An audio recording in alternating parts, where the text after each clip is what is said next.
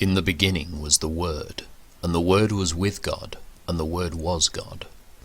In him was life, and that life was the light of all mankind.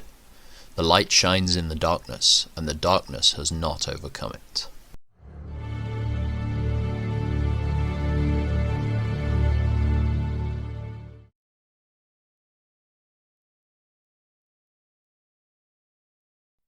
When David had gone a little beyond the summit of the Mount of Olives, Ziba, the servant of Mephibosheth, was waiting there for him. He had 2 donkeys loaded with 200 loaves of bread, 100 clusters of raisins, 100 bunches of summer fruit, and a wineskin full of wine. "What are these for?" the king asked Ziba. Ziba replied, "The donkeys are for the king's people to ride on, and the bread and summer fruit are for the young men to eat. The wine is for those who become exhausted in the wilderness." "And where is Mephibosheth, Saul's grandson?" the king asked him. "He stayed in Jerusalem," Ziba replied. "He said, 'Today I will get back the kingdom of my grandfather Saul.'" "In that case," the king told Ziba, "I give you everything Mephibosheth owns."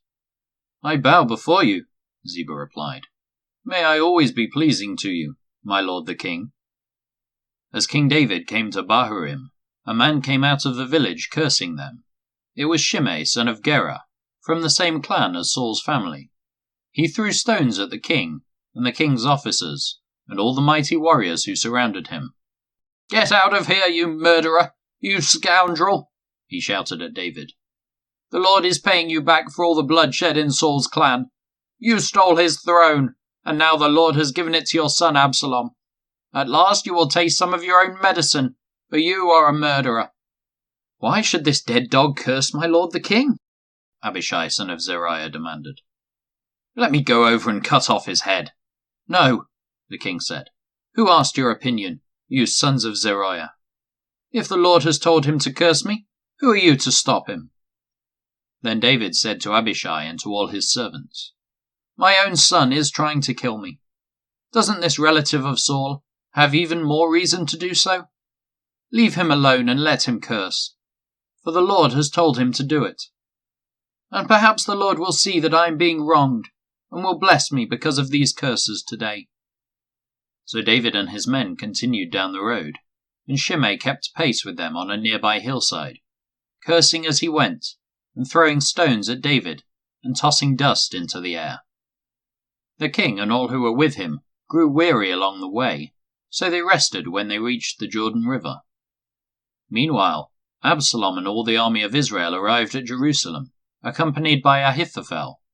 When David's friend Hushai the Archite arrived, he went immediately to see Absalom.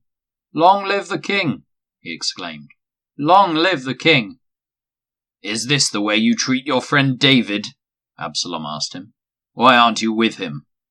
"I am here because I belong to the man who is chosen by the Lord, and by all the men of Israel," Hushai replied.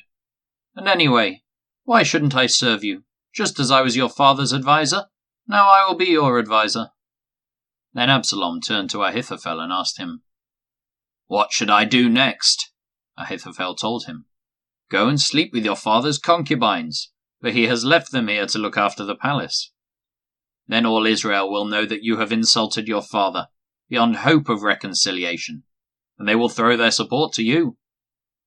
So they set up a tent on the palace roof where everyone could see it, and Absalom went in and had sex with his father's concubines. Absalom followed Ahithophel's advice, just as David had done, for every word Ahithophel spoke seemed as wise as though it had come directly from the mouth of God. Now Ahithophel urged Absalom, "Let me choose 12,000 men to start out after David tonight. I will catch up with him while he is weary and discouraged. He and his troops will panic, and everyone will run away. Then I will kill only the king, and I will bring all the people back to you as a bride returns to her husband. After all, it is only one man's life that you seek. Then you will be at peace with all the people." This plan seemed good to Absalom, and to all the elders of Israel. But then Absalom said, "Bring in Hushai the Archite. Let's see what he thinks about this." When Hushai arrived, Absalom told him what Ahithophel had said. Then he asked, "What is your opinion? Should we follow Ahithophel's advice? If not, what do you suggest?" "Well," Hushai replied to Absalom. "This time Ahithophel has made a mistake. You know your father and his men. They are mighty warriors. Right now they are as enraged as a mother bear who has been robbed of her cubs. And remember that your father is an experienced man of war. He won't be spending the night among the troops. He is probably already hidden in some pit or cave. And when he comes out and attacks, and a few of your men fall, there will be panic among your troops, and the word will spread that Absalom's men are being slaughtered. Then even the bravest soldiers, though they have the heart of a lion, will be paralyzed with fear. For all Israel knows what a mighty warrior your father is, and how courageous his men are. I recommend that you mobilize the entire army of Israel, bringing them from as far away as Dan in the north, and Beersheba in the south. That way you will have an army as numerous as the sand on the seashore. And I advise that you personally lead the troops. When we find David, we'll fall on him like dew that falls on the ground, and neither he nor any of his men will be left alive. And if David were to escape into some town, you will have all Israel there at your command. Then we can take ropes and drag the walls of the town into the nearest valley, until every stone is torn down." Then Absalom and all the men of Israel said, "Hushai's advice is better than Ahithophel's." For the Lord had determined to defeat the counsel of Ahithophel, which really was the better plan, so that he could bring disaster on Absalom. Hushai told Zadok and Abiathar the priests what Ahithophel had said to Absalom, and the elders of Israel, and what he himself had advised instead. "Quick," he told them, "find David and urge him not to stay at the shallows of the Jordan River tonight. He must go across at once into the wilderness beyond, otherwise he will die, and his entire army with him." Jonathan and Ahimaaz had been staying at En Rogel, so as not to be seen entering and leaving the city. Arrangements had been made for a servant girl to bring them the message they were to take to King David. But a boy spotted them at En Rogel, and he told Absalom about it. So they quickly escaped to Bahurim, where a man hid them down inside a well in his courtyard. The man's wife put a cloth over the top of the well, and scattered grain on it to dry in the sun, so no one suspected they were there. When Absalom's men arrived, they asked her, "Have you seen Ahimaaz and Jonathan?" The woman replied, "They were here, but they crossed over the brook." Absalom's men looked for them without success and returned to Jerusalem. Then the two men crawled out of the well and hurried on to King David. "Quick," they told him, "cross the Jordan tonight." And they told him how Ahithophel had advised that he be captured and killed. So David and all the people with him went across the Jordan River during the night, and they were all on the other bank before dawn. When Ahithophel realized that his advice had not been followed, he saddled his donkey, went to his hometown, set his affairs in order, and hanged himself. He died there and was buried in the family tomb. David soon arrived at Mahanaim. By now Absalom had mobilized the entire army of Israel, and was leading his troops across the Jordan River. Absalom had appointed Amasa as commander of his army, replacing Joab, who had been commander under David. Amasa was Joab's cousin. His father was Jether, an Ishmaelite. His mother, Abigail, daughter of Nahash, was the sister of Joab's mother, Zeruiah. Absalom and the Israelite army set up camp in the land of Gilead. When David arrived at Mahanaim, he was warmly greeted by Shobi son of Nahash, who came from Rabbah of the Ammonites, and by Machir son of Amiel from Lodebar, and by Barzillai of Gilead from Rogelim. They brought sleeping mats, cooking pots, serving bowls, wheat and barley, flour and roasted grain, beans, lentils, honey, butter, sheep, goats, and cheese for David and those who were with him. For they said, "You must all be very hungry and tired and thirsty after your long march through the wilderness." David now mustered the men who were with him and appointed generals and captains to lead them. He sent the troops out in 3 groups, placing one group under Joab, one under Joab's brother Abishai son of Zeruiah, and one under Ittai the man from Gath. The king told his troops, "I am going out with you," but his men objected strongly. "You must not go," they urged. "If we have to turn and run, And even if half of us die, it will make no difference to Absalom's troops. They will be looking only for you. You are worth 10,000 of us, and it is better that you stay here in the town and send help if we need it." "If you think that's the best plan, I'll do it," the king answered.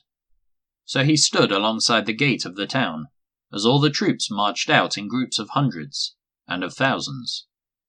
And the king gave this command to Joab, Abishai, and Ittai: "For my sake deal gently with young Absalom." And all the troops heard the king give this order to his commanders. So the battle began in the forest of Ephraim, and the Israelite troops were beaten back by David's men. There was a great slaughter that day, and 20,000 men laid down their lives. The battle raged all across the countryside, and more men died because of the forest than were killed by the sword. During the battle, Absalom happened to come upon some of David's men. He tried to escape on his mule, but as he rode beneath the thick branches of a great tree, his hair got caught in the tree. His mule kept going, and left him dangling in the air. One of David's men saw what had happened and told Joab. "I saw Absalom dangling from a great tree." "What?" Joab demanded. "You saw him then, didn't kill him? I would have rewarded you with 10 pieces of silver and a hero's belt." "I would not kill the king's son for even 1,000 pieces of silver," the man replied to Joab. "We all heard the king say to you and Abishai and Ittai, 'For my sake, please spare young Absalom.' And if I had betrayed the king by killing his son, and the king would certainly find out who did it, you yourself would be the first to abandon me." "Enough of this nonsense," Joab said. Then he took 3 daggers and plunged them into Absalom's heart as he dangled, still alive, in the great tree. 10 of Joab's young armor-bearers then surrounded Absalom and killed him. Then Joab blew the ram's horn, and his men returned from chasing the army of Israel. They threw Absalom's body into a deep pit in the forest, and piled a great heap of stones over it, and all Israel fled to their homes. During his lifetime, Absalom had built a monument to himself in the king's valley, for he said, "I have no son to carry on my name." He named the monument after himself, and it is known as Absalom's monument to this day. Then Zadok's son Ahimaaz said, "Let me run to the king with the good news that the Lord has rescued him from his enemies." "No," Joab told him. "It wouldn't be good news to the king that his son is dead. You can be my messenger another time, but not today." Then Joab said to a man from Ethiopia, "Go tell the king what you have seen." The man bowed and ran off. But Ahimaaz continued to plead with Joab, "Whatever happens, please let me go too." "Why should you go, my son?" Joab replied. "There will be no reward for your news." "Yes, but let me go anyway," he begged. Joab finally said, "All right, go ahead." So Ahimaaz took the less demanding route by way of the plain, and ran to Mahanaim ahead of the Ethiopian. While David was sitting between the inner and outer gates of the town, the watchman climbed to the roof of the gateway by the wall. As he looked, he saw a lone man running toward them. He shouted the news down to David, and the king replied, "If he is alone, he has news." As the messenger came closer, the watchman saw another man running toward them. He shouted down, "Here comes another one." The king replied, "He also will have news." "The first man runs like Ahimaaz, son of Zadok," the watchman said. "He is a good man and comes with good news," the king replied. Then Ahimaaz cried out to the king, "Everything is all right." He bowed before the king with his face to the ground and said, "Praise to the Lord your God, who has handed over the rebels who dared to stand against my lord the king." "What about young Absalom?" the king demanded. "Is he all right?" Ahimaaz replied, "When Joab told me to come, there was a lot of commotion, but I didn't know what was happening." "Wait here," the king told him. So Ahimaaz stepped aside. Then the man from Ethiopia arrived and said, "I have good news for my lord the king. Today the Lord has rescued you from all those who rebelled against you." "What about young Absalom?" the king demanded. "Is he all right?" And the Ethiopian replied, "May all of your enemies, my lord the king, both now and in the future, share the fate of that young man." The king was overcome with emotion. He went up to the room over the gateway and burst into tears, and as he went he cried, "Oh, my son Absalom! My son Absalom! If only I had died instead of you! Oh, Absalom, my son, my son!"